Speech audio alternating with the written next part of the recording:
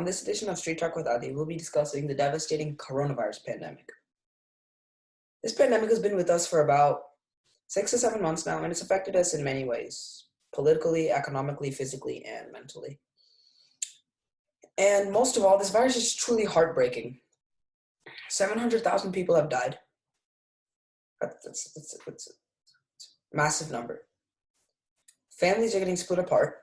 Loved ones going to the hospital never to see their family again. Kids are getting left alone, their parents going to the hospital due to the coronavirus pandemic.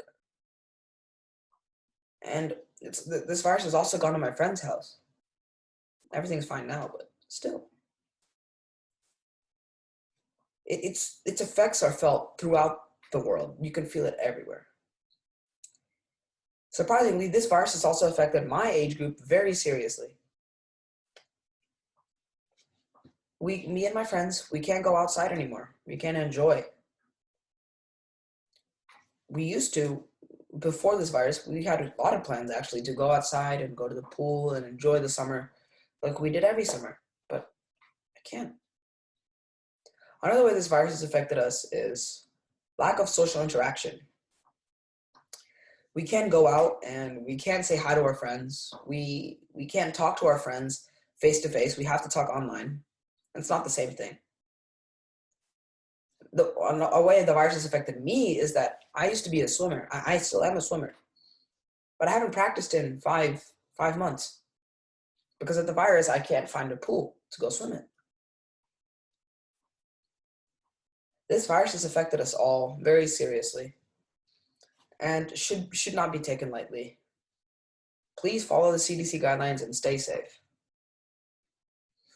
Now, for today's show, I'll be introducing Dr. Rajesh, who has worked in the coronavirus ward and helped many patients get back to where they are now.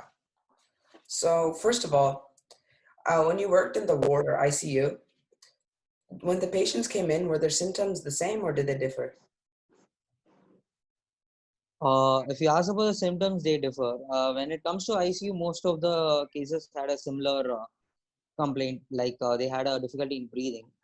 Whereas when you go to the ward, the symptoms were different. As in, some had fever, some had cough, some just had like body pains.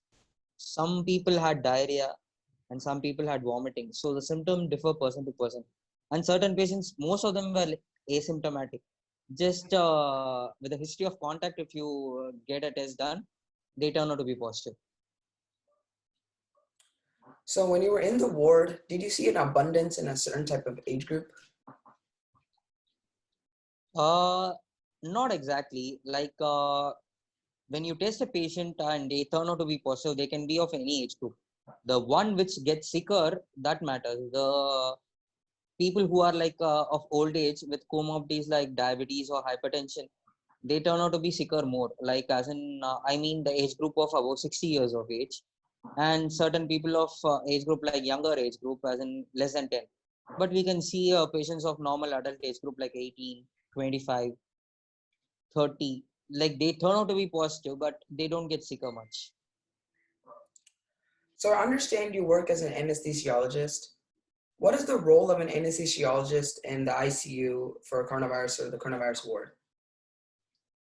So the coronavirus is basically a respiratory virus. So it damages your respiratory system mostly, as in your lungs. So basically the lungs is the organ which takes part in the gas exchange. Basically it has to take in the oxygen and give out the carbon dioxide. So basically the oxygen carrying capacity of the lung, as in like the oxygen concentrating ability of the lungs is decreased. So the lung is basically due to inflammation, the size of the lung is reduced. So oxygenation is not carried out well. So for providing oxygenation, an anesthesiologist is the more important or key part in that.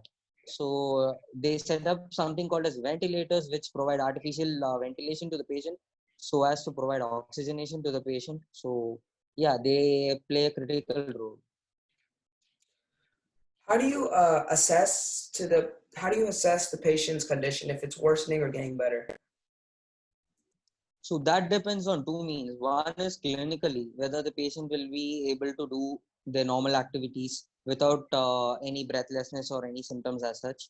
And then comes the blood investigations and imaging. So blood investigations like arterial blood gas analysis. So where we just take the blood from the arteries and we can check the blood levels, like whether gases like oxygen is improved. As in for normal room air, it will be around like somewhere around 60 to 100 millimeters of mercury. So it will vary when you provide with oxygen, like through a face mask or through a non-breather mask. So it differs. So at room air, when the patient is having an oxygenation of more than 60, that's adequate. So that is one. The next comes the D dimer and serum ferritin on all these levels. These levels provide information about the inflammation markers. So whether the inflammation has settled or is it in the same level as before. And then comes the imaging techniques like CT thorax, where you can see the imaging of the lung, whether it has improved, as in like it won't improve as such. We could say like the damage has been limited, because once damaged, it is always damaged. That is what we guess so till now. But still, studies are going on, so we can't comment as such on it.